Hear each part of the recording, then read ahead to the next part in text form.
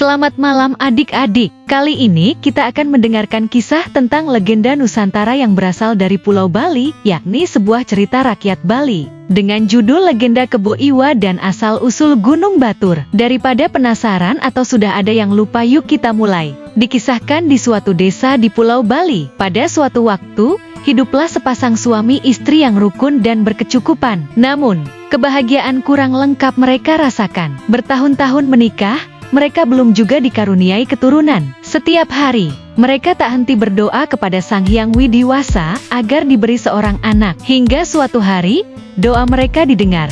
Sang istri mengandung dan melahirkan seorang bayi laki-laki. Bayi itu ternyata istimewa karena pertumbuhannya yang sangat cepat. Meski masih bayi, porsi makannya menyerupai orang dewasa. Semakin hari, ia tumbuh semakin besar, sehingga bertambah pula nafsu makannya. Orang-orang memanggilnya dengan sebutan Kebo Iwa yang berarti Paman Kerbau, karena kewalahan memenuhi nafsu makan Kebo Iwa. Kedua orang tuanya meminta bantuan dari warga desa. Sejak saat itu, kebutuhan pangan Kebo Iwa turut ditanggung seluruh penduduk desa. Selain nafsu makannya, Kebo Iwa juga terkenal akan sifatnya yang pemarah. Jika keinginannya tidak terpenuhi, Kebo Iwa akan merusak lingkungan sekitarnya. Kebo Iwa bisa menghancurkan rumah warga, bahkan tak segan merusak pura ketika merasa makanannya kurang. Tentu saja, hal ini semakin meresahkan warga desa. Meski begitu, Kebo Iwa sebetulnya dapat diandalkan. Karena tubuh dan tenaganya yang besar,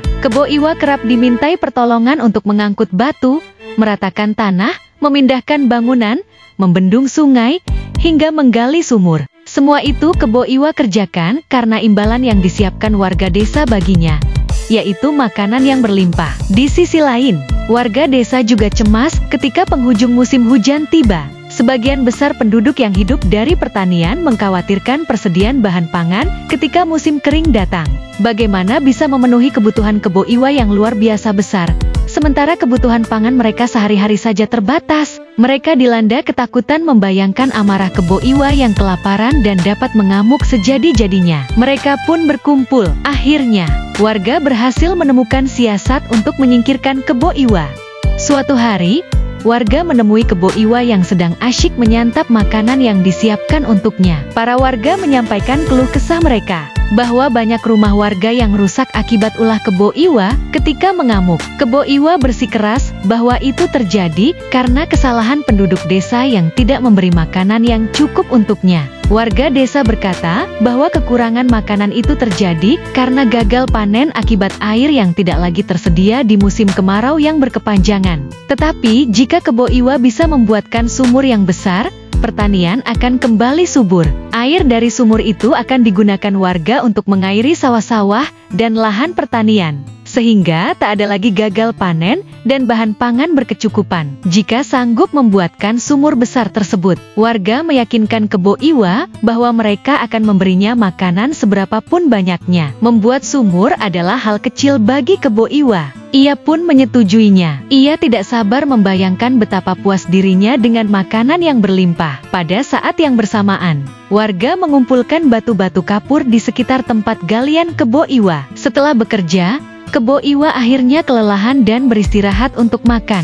Warga rupanya sudah menyiapkan makanan yang banyak bagi Kebo Iwa, dan hal itu membuatnya tertidur pulas hingga mendengkur di dalam sumur hasil galiannya. Tidurnya Kebo Iwa adalah waktu yang ditunggu-tunggu warga desa untuk menjalankan siasat yang telah disiapkan. Kepala desa memerintahkan warga untuk melempar batu-batu kapur besar yang sudah disiapkan ke dalam galian sumur Kebo Iwa hingga tertutup. Celakanya, air dari dalam galian terus-menerus keluar sampai meluap dan membanjiri desa dan area sekitar.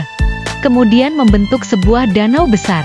Danau itu kini dikenal dengan nama Danau Batur. Timbunan tanah hasil galian Kebo Iwa yang menumpuk kemudian membentuk sebuah gunung yang sekarang dikenal dengan nama Gunung Batur. Nah adik-adik, begitulah cerita tentang legenda Kebo Iwa dan asal-usul Gunung Batur. Dari kisah ini kita mendapatkan pesan moral bahwa sifat serakah, egois, tamak, serta melakukan segala sesuatu demi kepentingan pribadi dapat berujung merugikan diri sendiri dan sekitar. Meski kita hebat dan kuat sebagai individu, jika tidak memiliki rasa kasih, lingkungan dan sesama pun tidak akan menerima kita. Sebaliknya, Jika memiliki kelebihan maupun kekurangan, kita harus tetap rendah hati dalam membantu maupun menerima bantuan sesama. Jangan lupa untuk like, komen, share dan subscribe untuk cerita dongeng legenda Nusantara lainnya. Selamat malam dan selamat tidur. Semoga mimpi indah.